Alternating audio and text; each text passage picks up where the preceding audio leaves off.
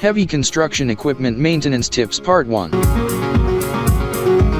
Heavy equipment operators and maintenance staff face distinct obstacles when working on a construction site.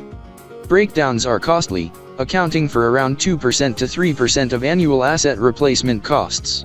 Not only is the cost considerable, but missed days result in a probable schedule slippage, which has its own set of concerns.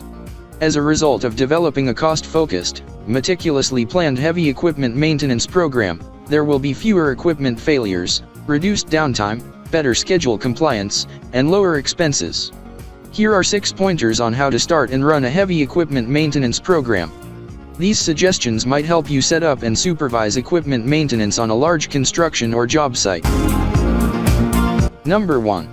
Develop an end-of-shift protocol and start each shift with checklists. At the start of each shift, use daily, weekly, and monthly checklists to inspect each piece of equipment for issues or items that need to be serviced.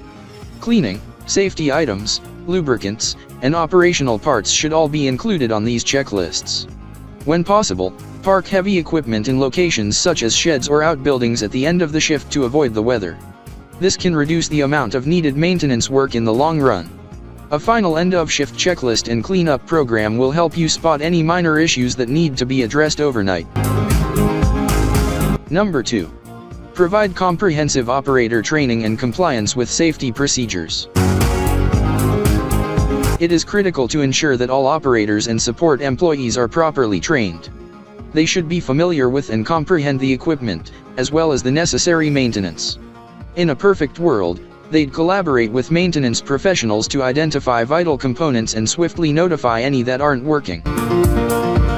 For more information, call 469-370-7501 or visit interstateheavyequipment.com.